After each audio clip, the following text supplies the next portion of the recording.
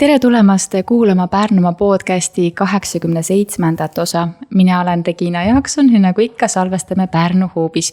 Täna kutsusin külla ühe naisterahva, kelle kohta mul tuli väike vihje, et kuuled on üks põnev teema, et siin meil inkubaatorist välja kasvanud ja kihvt asi, mida kajastada ja millest võiks rääkida. Aga niimoodi tõele au andes olen ma natuke ise köpakäti tegemistel silma peal hoidnud, aga millest lähemalt räägime, kohe kuulete. Tere tulemast, Käti Sommer. Tervist!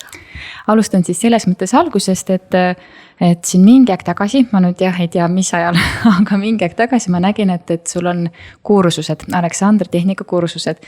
Aga siis sellel hetkel kuidagi mul mingi asi kooliga ei klappinud. Ja siis mõtlesin, et okei, et järelikult pole see praegu minu jaoks. Aga näed, täna siin sa mul oled, nii et ilmselgelt ma pean seda natuke rohkem uurima. Et alustame siis algusest, mis see Aleksandri tehnika on? Ja Aleksandri tehnika, täna ma ütleks nii, et on heaolu praktika, mis aitab taastada inimese loomulikku toimimisviisi.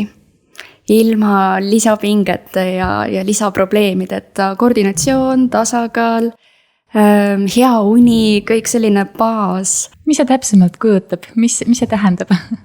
Ma olen mõelnud siin viimasel ajal, et eestlasele võib-olla kõige arusaadavamalt on see selline Fred Jüssilik molutamise kunst. Tema nimetas siis viljakas mitte midagi tegemine.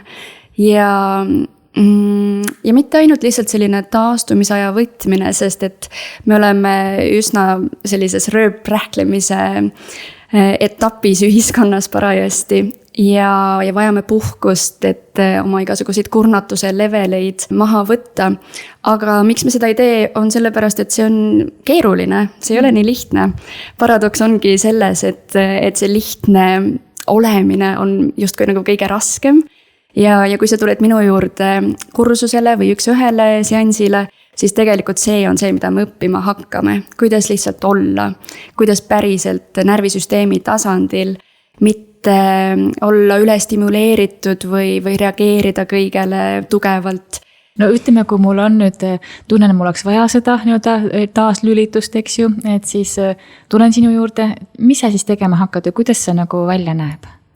Kui sa tuled üks-ühele eraseansile, mu ruumid on Pärnus Estonia spaas, seal teisel korrusel, siis kõigepealt ongi see, et võtta stiimulid hästi maha. Ma pidevalt annan kinnitust, et praegu siin on kõik hästi ja sa ei pea midagi tegema, sest et siis me saame hakata uurima, et mis sinus tegelikult siis toimub, mis on nagu see vundament. Jah, vundamendis võib-olla on midagi nagu tasakaalust väljas või ülepinges või kompenseerib nii kehas kui meeles. Töö on kätega, ma tulen õrnalt kätega, liigutan sind ja juhendan siis ka tähelepanu ja millele mõelda. Okei.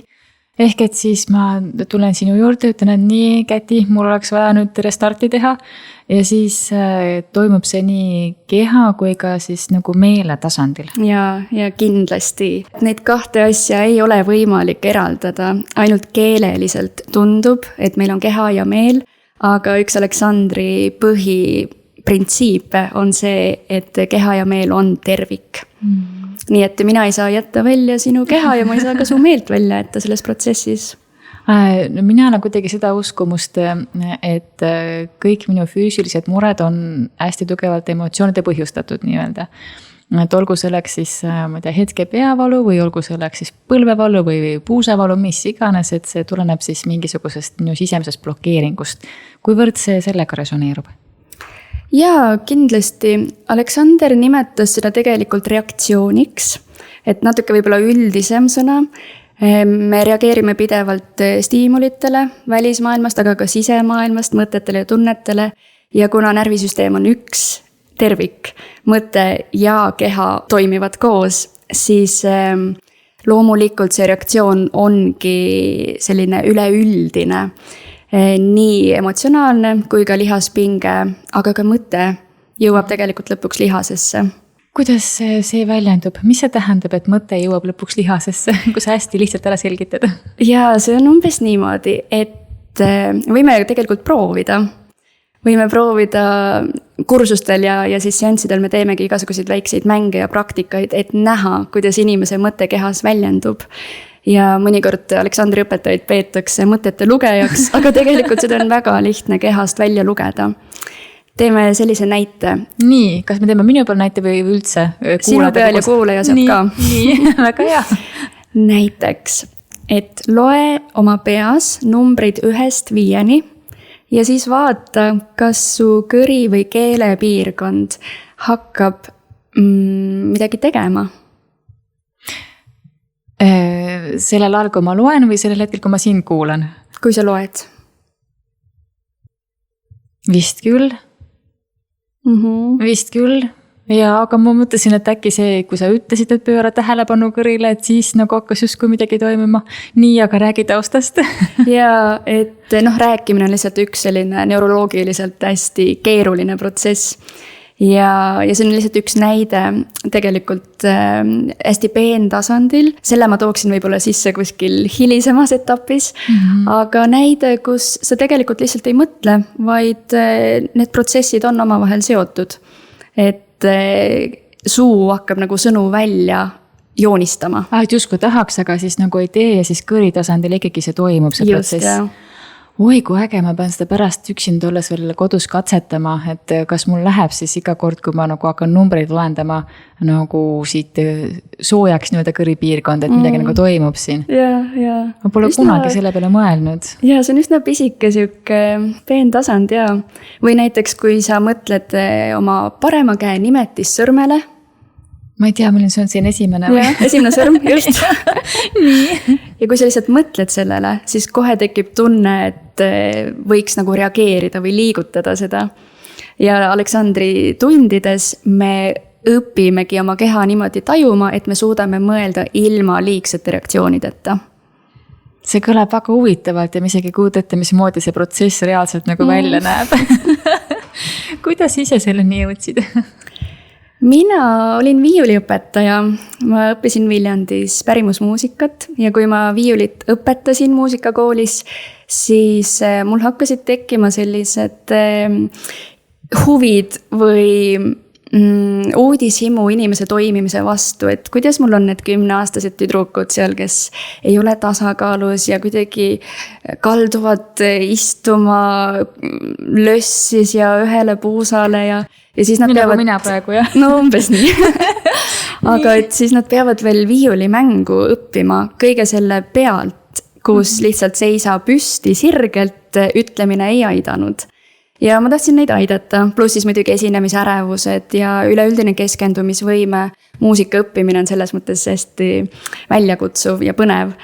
Aga nii erinevatel tasanditel oma tunnetega hakkama saamine, enne eksamit näiteks või esinedes. Ja loo pähe jätmine ja üldse loost aru saamine ja füüsiliselt sellega hakkama saamine. Et sealt mul need mõtted tekkisid alguses. Nii, ja kuidas sa kohe teadsid siis Aleksandri tehnikani jõuda? Õnneks Eestis teavadki seda tegelikult muusikud ja näitlejad, sest et Aleksander ise oli näitleja ja tema järeltulijad hakkasidki ka siis peamiselt tööle näitlejate, muusikute või kunstnikega. Ja tänapäeval on seda just draamakoolides ja muusikakoolides või muusikakõrgkoolides üle maailma kõige rohkem teada. Okei. Ja kui sa siis olid selle enda jaoks juba nagu välja selekteerinud, et see on see, mida sa õppida tahad, siis kuidas see protsess sealt edasi läks? See oli tegelikult niimoodi, et ma veel kõhklesin, et kas see peaks olema mingi füsioteraapia või psühholoogia või mis see peaks olema, et ma saaksin oma neid viiuliõpilasi paremini aidata. Aga siis, see on tore lugu, mu sõbranna oli tellinud raamatuid ja ma käisin tal külas, tema juba õppis Aleksandri tehnika õpetajaks. Käisin tal külas ja võtsin siis ühe sealt raamatu virnast ühe raamatu kätte ja käis kuidagi selline üle keha särin läbi, et see on minu õpetaja ja nii tahan mina ka õppida seda teemat. Ja siis ma läksin koju ja guugeldasin ja tuli välja, et sellel õpetajal on kool New Yorgis. Ma kirjutasin talle, et tere, ma tahan sinuga õppida, kui palju maksab. Siis ta kirjutas kohe vastu selle summa ja et nojah, aga et me anname stipendiume ka, et kui sa huvi tunned. Ja siis paari kuu pärast ma tegelikult olingi juba seal. Okei, sa pidid sinna jõudma. Jah, see oli siuke, et see oli mõeldud niimoodi. Kui sa selles protsessis, nagu õppeprotsessis olid, kas see oli ka siis see, mida sa arvasid, et see on? Või kuivõrd see nagu erines sellest nagu teooriast? Kindlasti mitte, ma ei osanud arvata, sest et tavaliselt võetakse kõigepealt tunde, tehakse endaga see protsess läbi ja siis minnakse õpetajaks õppima. Aga mina tahtsin oma õpilasi aidata, mul oli siuke intellektuaalne huvi ja ma ei teadnud, et ma peaks ise endas ka mingit protsessi hakkama läbima. Aga nii ma läksin, see on tegelikult üsna haruldane, et sa ei tea, mida sa õpetama hakkad. Aga siis paari nädalaga selgus, et okei, see on väga, väga sügav töö iseendaga ja harjumuste muutmine, isegi selline identiteedi lahti harutamine, kust on minu need pinged ja tasakaalutused tekkinud.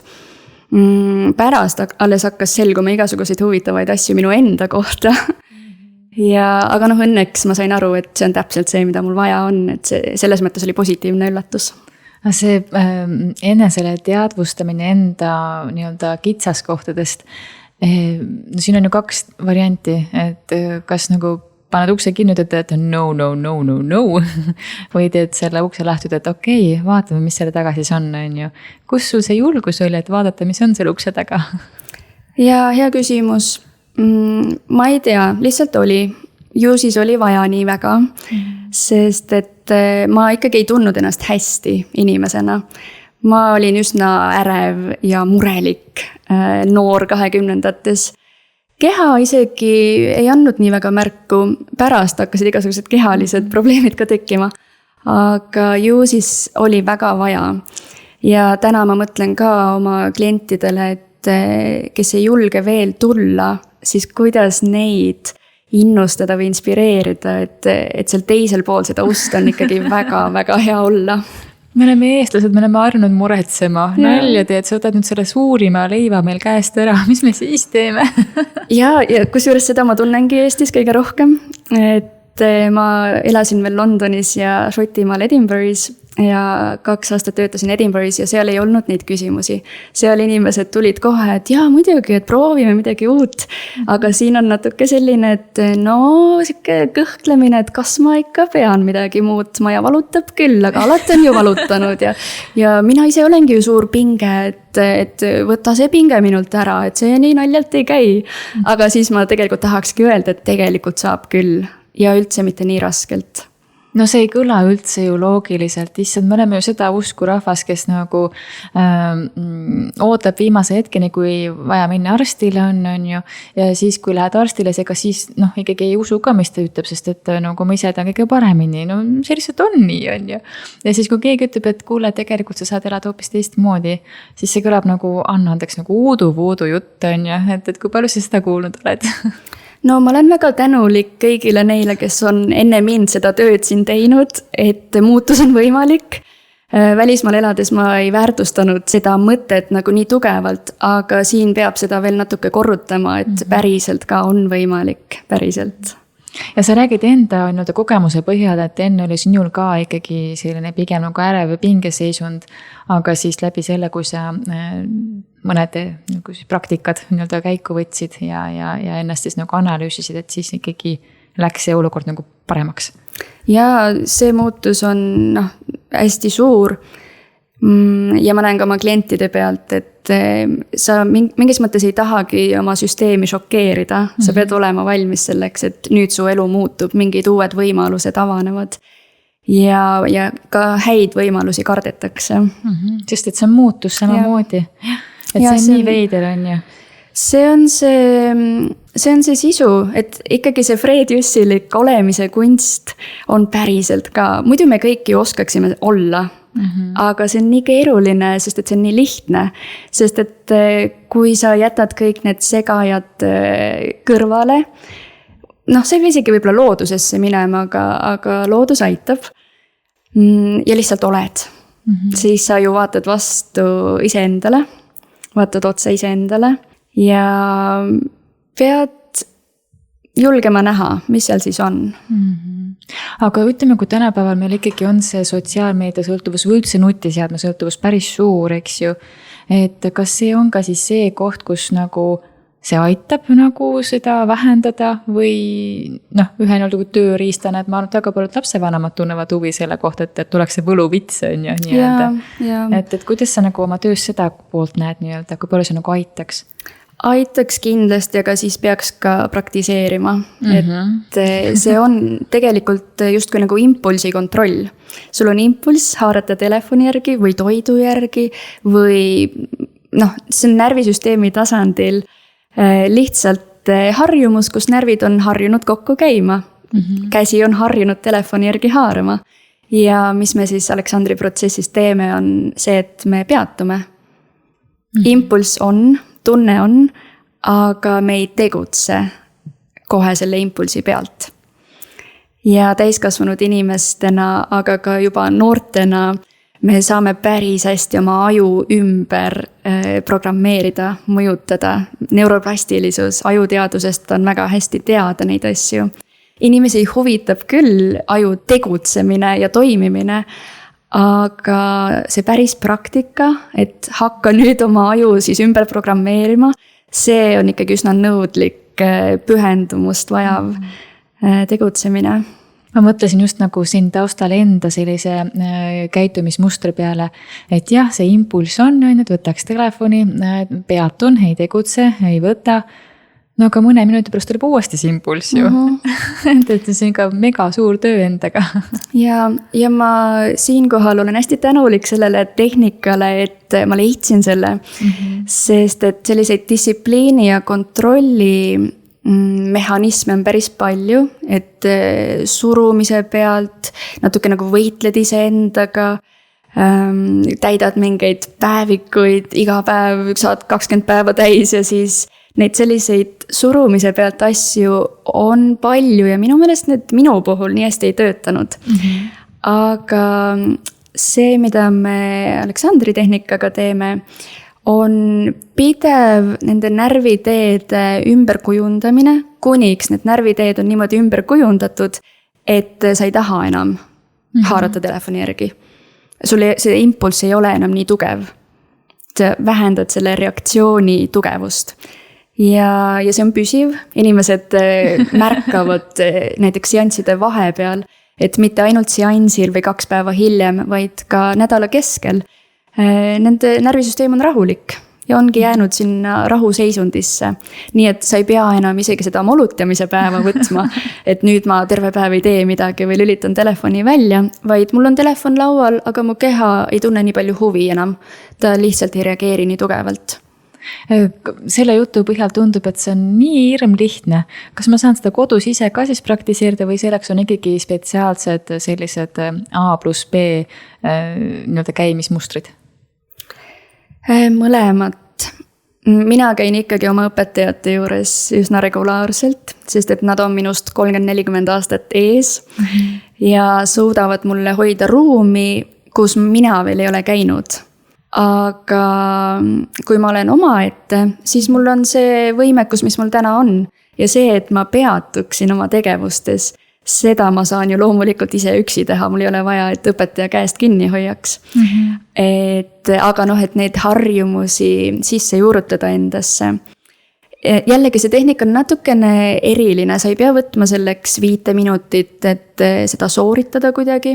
Vaid me õpime integreerima seda olemise seisundit tava-argitegevustesse.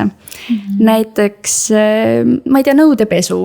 Kuidas ma pesen nõusid? Kas ma pesen kiirustades ja pahaselt, sest et need peab ju pestud saama, eks ju? Või ma tulen tagasi kehasse, ma tulen tagasi maandatusse, jalad on maas. Ma märkan ruumi enda ümber, ma tajun oma pingeid kehas. Tehnika käigus me õpime neid vabastama ja nii ma saan tegelikult iga liigutusega rohkem kohal olla, rohkem endas olla ja ma ei pea elust eraldi aega võtma selle tehnika praktiseerimiseks. See kõlab nagu liiga lihtne, et tõsi olla. Ma olen lihtsalt nii suur pessimist praegu, nagu sa näed, on ju. See võtab aega. See ei toimi kohe esimese seansiga võib-olla.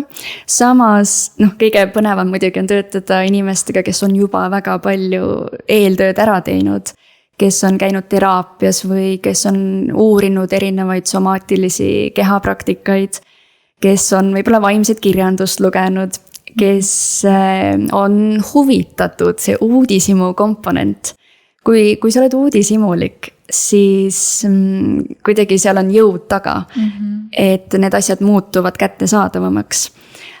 Ja nende puhul on tegelikult väga kiiresti näha, isegi nende lühikeste kursuste jooksul inimesed silmad suured peas imestavad, kuidas nüüd nii ruttu toimus selline muutus. Aga tegelikult on võimalik, jah. Kursusel, mis sa seal õpetad? Või kuidas see üles ehitatud on? See on ehitatud üles nii, et kõige esimene asi on luua turvatunnet ja usaldust ruumis. Umbes 10 inimest tulevad kokku ja hakkavad siis uurima enda ärevusi ja pingeid. Siis esimene asi on üsna mänguliselt, aga ka hästi tugeva empaatia taotlusega luua suur turvatunne, kus nad saavad vaikselt hakata oma kehasse maanduma. Ja sealt pealt me hakkame õppima justkui nagu inimeseks olemist nii füüsiliselt. Mul on kaasas kondid ja luud. Me vaatame liigeseid, miks kuskilt kukal on pinges või on pinge peavalud, miks veri ei saa liikuma, miks närvid võib-olla on pitsitatud või kahjustatud, rühiteemad, jah, kõik selline ikkagi ergonoomika, aga sellises empaatia võtmes, et sa tunneksid ennast turvaliselt, mugavalt, et sa ei läheks reaktsiooni, eks ju, et sa ei kardaks. Ja luua selline baasvundament, kuidas sinu keha ja meel toimiksid, kui sa ei pea muretsema, kui sa ei pea pinges olema, kui sa ei ole üle stimuleeritud. Ja siis loomulikult igasuguste tasakaalu ja koordinatsiooni mängudega ma lisan stiimuleid, hästi vaikselt, aga ikkagi lisan stiimuleid, et inimene saaks siis katsetada, kuhu ta tähelepanu hajub või miks tal ei ole enam nii lihtne kohal olla, kui stiimulid on suuremad. Ja siis vaikselt me niimoodi tegelikult treenime närvisüsteemi ümber. Ahah, kui pikk protsess see siis on? Kursuseid 3 kuud tegin nüüd jaanuarist ja see tundus päris paras pikkus. Nüüd kevadine on 7 nädalat ja pärast seda 3 kuud ma tunnen, et et see on siuke väga kiir ülevaade, aga ikkagi saad üle vaadatud, eks ju, asjad. Ja esimene grupp sügisest käib mul siiamaani.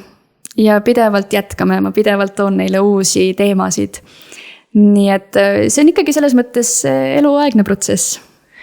Kas ma sain õigesti aru, et üks grupp käib sügisest siiamaani, aga samas on ka grupp, kes juba jaanuarist oli nagu 3 kuud põhimõtteliselt? Jaa, sest et need, kes on selle baaskursuse lõpetanud, nemad on oodatud jätkukursustele. Okei. Hästi. Ja mis siis jätkukursusel toimuma saab, siis ongi selle stiimulite nagu edasiandmine või mis seal siis toimuma saab? Jah, põhimõtteliselt üks pool on selline vana kordamine, sest et närvisüsteem vajab kogu aeg meeldetuletust ja sealt pealt ta lihtsalt tugevneb. Aga teine pool on see, et minu ülesanne on siis alati midagi uut tuua. Et närvisüsteem oleks ka üllatatud, sest et siis sa saad vaadata oma reaktsioone uutele asjadele.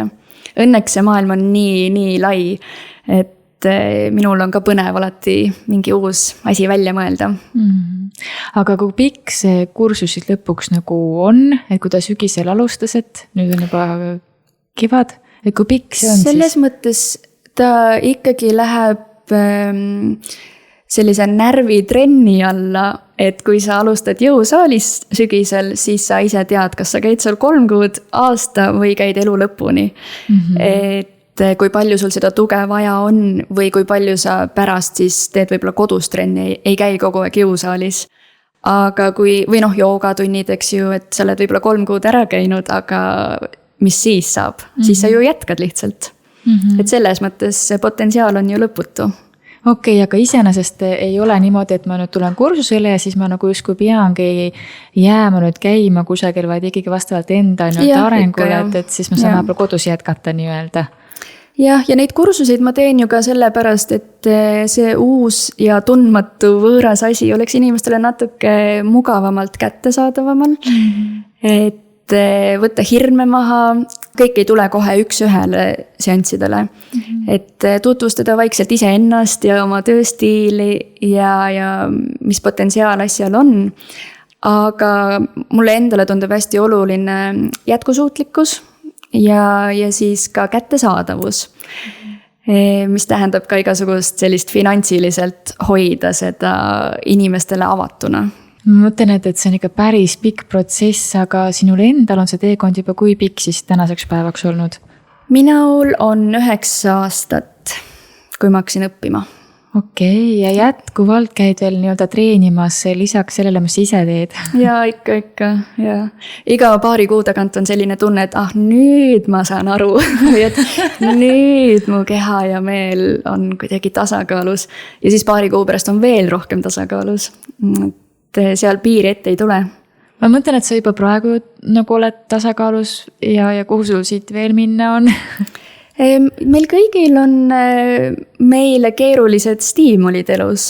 Et need stiimulid alati aitavad latti kõrgemale viia. On olukordi, kus ma ei ole üldse tasakaalus. Mu pere teab ilmselt kõige paremini. Et see ongi see, et justkui nagu koorid seda sibulat ja koorid ja siis nagu kuhugi maale jõuad ja ikka pole veel lõpuni jõudnud, on ju. Aga mulle tundub, et päris lõpuni see päris ja sen nagu ka olla ei saa. Mulle nagu endale näib niimoodi. Et siis inimesel on ju vaja natukene sellist võimalust areneda ja võimalust nagu uusi asju õppida. Ja kui ma enda kohta järsku enam midagi ei avasta, kui mul olen kõik enda need pingeolukorrad nagu ära maandanud, ühtegi stiimulit enam pole, ühtegi sellist nagu, mis nagu triggerdaks enam pole, siis ma mõtlen nagu, mis ma siis teen? Ja ka see ei ole ju tegelikult võimalik. Just. Ja me tegelikult ei otsigi seda. See ei ole eesmärk. See sen selline olemine, see ei ole isegi mitte huvitav. Ja närvisüsteemi tasakaal tegelikult ju tähendab lihtsalt paindlikkust, mitte lõputut rahu. Rahu on nagu üks osa närvisüsteemist ja teine osa on siis võidelda ja põgeneda, kui on ohtlik olukord.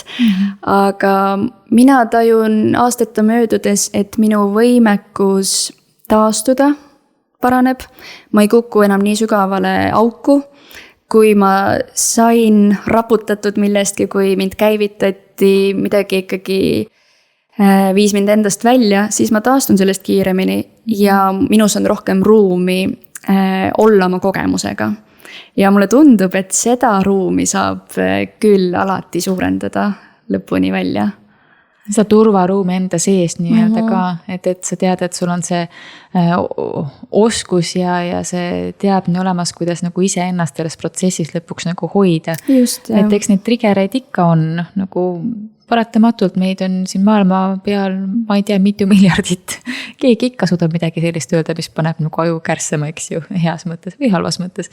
Et siis on hästi loomulik, et me korraks nagu justkui, okei, mis see siis see nüüd oli? Ja kui me selle põhjal nagu tegutseme, ennast kas või paremini tundma õpime, on ju, et see nagu mega ressurss, mis selle kaudu siis nagu nii-öelda avaneb. Aga kui palju sa oled siis saanud õpilastega koostöös seda praktiseerida, viiuliõpilastega? Jaa, ikka olen, eriti välismaal, kui ma viiulit rohkem õpetasin ka õpingute kõrval, siis mul oli päris huvitavaid hetki seal. Ja ma mäletan, ma veel olin vist viimasel kursusel midagi sellist, see on 3-aastane õpe ja mina õppisin 4 aastat, sest et ma vahetasin koole, ma käisin 3 koolis, New Yorgis ja Londonis 2 koolis. Aga siis mul oli üks 7-aastane viiulitüdruk, ta käis mul kodus tundides ja ta oli, kuidas öelda, talle meeldis kõike muud teha, kui viiulit mängida. Ja kõigest muust ta tahtis rääkida ja ta ikka püüdis leida viise, kuidas tähelepanu igale poole mujale hajutada. Aga siis ma salaja hakkasin vaikselt praktiseerima tema peal. Ja see võttis võib-olla 2 kuud aega, kus esimeses viiulitunnis ta võib-olla minuti suutis viiulit käes hoida, aga 2 kuu pärast oli 45 minutit järjest, mängis viiulit, tahtis mängida, suutis keskenduda ja ATH sümptomitest polnud nagu jälgegi. Vähemalt siis sel ajal, kui mina temaga olin. Okei, ma arvan, et see on niisugune väga hea tööriist ka paljudele emadele, kellel lapsed kodus on. No see on meil selline suurem küsimus, eks ju, et tegelikult lahendused on olemas, kui me oleme valmis lahendusi kasutama hakata. Aga inkubaatorisse, kuidas sa sinna sattusid oma kehameelsusega? Eks ma natuke ju tulin tagasi ka sellepärast, et ma nägin, et Pärnus toimub nii palju huvitavaid asju. Ja kui ma veel Šotimaal elasin, siis ma jälgisin, et et siin on igasugused inkubaatorid ja kõneklubid ja enesearengu võimalused ja inimesed tunduvad ka, et on avatud ja valmis ja kuidagi see kogukonna tunne hästi palju tõmbas ligi ja siis ma muidugi tegin avalduse ja sain õnneks inkubaatorisse ka kohe, kui ma tulin. Ja mis seal protsessis toimus, et kuidas see välja nägi? Inkubaatori programmid on peamiselt alustavatele ettevõtetele toe pakkumiseks. Nii et kord kuus meil on loengud, meil on kohtumised mentoritega, mingid toredad ürituste külastamised, aga siis ka teiste inkubantidega koos loomised, koos õppimised, arenemised. Ja see on tõesti olnud hästi suur osa minu sellest esimesest aastast. Mul nüüd juunis saabki 1. aasta täis ettevõtlust Pärnus. Ja ma arvan, üksi seda teha oleks olnud ikkagi väga õnnetu ja üksildane. Nii et aitäh, inkubaator! Kui palju sul enne oli Pärnuga sidusust? Ma olen Pärnust pärit. Ja ikkagi kodu ja pere. Et siis oli täitsa loogiline tagasi Pärnusse tulla. Oli ikka, ja. Nüüd, kui sa oled siin aastaga uuesti tagasi kodumaal olnud, et kui lihtne on olnud siis see protsess sisse elada uuesti, sest et aastaid olid sa ju ära vahepeal? Ei, ikkagi hästi lihtne. Minu meelest siin on kõik nii mugav ja nii soe ja see kuulumistunne on üsna kättesaadaval siin. Et isegi siis, kui kodust eemal on vahepeal päris tore ja nagu peabki ära käima, siis mingil hetkel ikka hakkab inimene endast kultuuriruumi igatsema. See on nii veider. Oleneb inimesest, aga minu puhul küll, ega ma ju ei otsustanud ära jääda, ma lihtsalt läksin õppima. Ja siis kuidagi läks niimoodi, aga välismaal elades minu jaoks ma jäingi nagu igaveseks turistiks. Et ei tekkinud seda, et nüüd see on minu uus kultuur, mida ma otsisin. Ja siis turist olla oli nagu tore küll. Hästi palju vabadust on ja autonoomiat ja ilu, hästi palju ilu, sa saad tõesti igal pool ilusates kohtades käia. Aga ühel hetkel saab see tass täis, minul küll sai. Ja siis, kui lihtne oli sul kohe siis jõuda enda ruumideni, kus sa toimetad ja kui lihtne see protsess nagu ettevõtte käima tõmbamisel nagu oli nii-öelda. Et aasta aeg on juba päris nagu piisavalt pikk aeg selleks, et nagu korra otsa vaadata, et kuidas see nagu läinud on nii-öelda. Ja jällegi see oli hästi toetatud protsess, sest et paar aastat varem ma käisin siin Pärnus praktikal. 2-kuulisel praktikal ja saingi Estonia spaas töötada, sain seal inimestega tutvuda ja kohtuda ja näha, et huvi on. Ja eks see oli ka selline tõuge, et aga kui huvi on, miks siis mitte siin töötada. Sest et jällegi suurtes linnades, mina olin Londonis ja Edinburgh'is, seal konkurents ja see äritööstus on ikkagi, kui ma ei tunne kedagi, kui mul ei ole neid esimesi kontakte, siis see oli päris keeruline ikkagi.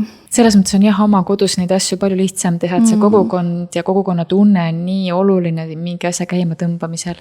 Ja teine asi on ka see, et lihtsalt panustada oma kogukonda. Las teised panustavad enda omadesse ja mina tahaksin Pärnusse panustada. Nii, ühesõnaga, kui mina nüüd tänase jutuajamise lõpus tunnen, et mina tahan tulla Aleksandri tehnika 1-1 kohtumisele, nii, et siis ma saan sinu kontaktid kõik kehameelsuse lehe pealt, eks ju? Jaa. Milleks ma peaksin ennast nagu ette valmistama või kuidas ma peaksin üldse tulema sinna? Võib-olla lihtsalt lugeda mu kodulehte natuke, aga tegelikult uudishimu on juba väga suur asi. Et kui uudishimu sind kohale toob, siis me saame vaikselt hakata seda teed käima, aga ei ole üldse vaja mingit erilist ettevalmistust, isegi tavariided. sest et me istume, seisame, kõnnime natuke ja on ka siis massaažilaual lamamine veel eriliseks lõõgastuseks. Aga jah, midagi muud tegelikult ei olegi ette valmistada vaja. Oskad sa tuua ka mõned näited, ei pea üldse olema sinu praktikast, võib olla nagu suuremast, ütleme nagu õpetajate praktikast, kellel veel pikem kogemus nii-öelda.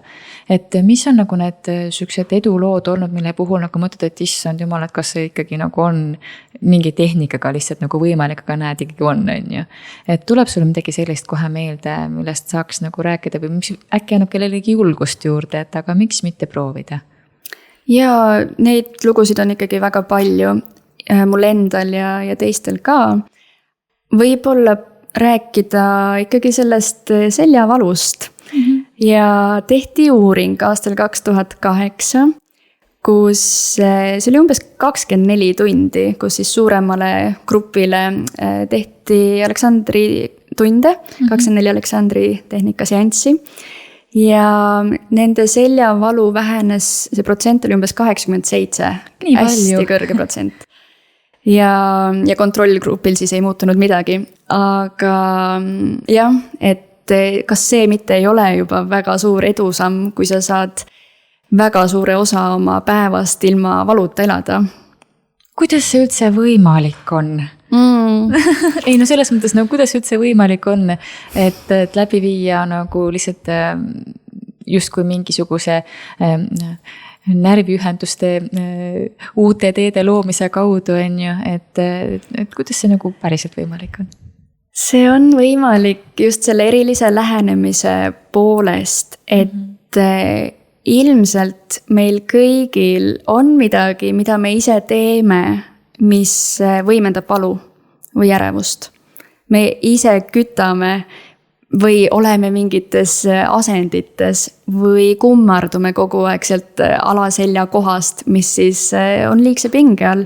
Ja kui me õpime seda mitte tegema, kui me närvisüsteem muutub rahulikumaks, siis närvisüsteemil pole ka mõtet neid valusignaale üldse edastada. Ja siis kogu süsteem vaigistub ja rahuneb. Aga näiteks on mul ka üks juhtum Šotimaalt, kus ma töötasin rohkem taastusravis ja tõsisemate neuroloogiliste probleemide närvikahjustustega. Näiteks insuldi taastusravis, kus üks noor naine, ta oli 44, nii et tal oli veel jõudu taastuda ja väga suur motivatsioon taastuda, aga ta ei saanud oma kätt ja jalga liigutada. Ja arstid olid öelnud, et aasta on juba möödas, et kahjuks need jäsemed enam liikuma ei hakka. Ja siis selle sama keha-meele ühendamise kaudu, tegelikult mõttetöö kaudu justkui, hakkasid tal nii käsi kui jalg siis uuesti tööle tegelikult. Ja arstid võivad ju küsida, et kuidas see võimalik on, aga kui me vaatame holistilisemalt oma toimimist, siis päris palju on võimalik. Lihtsalt see teadlikkus peab järele tulema sellele. Jah. Selleks sa oledki täna siin, aga kellel veel rohkem tekkis huvi ja tahab uudistama ja küsima tulla, siis Kehameelsus on see leht, kus kohast kõigepealt esmase kontakti saab, tasub lugeda, tasub tulla ka siis üks-ühele seansile või kursusele. Jah. Võtame selle kokku, aitäh sulle, Käti. Suur aitäh.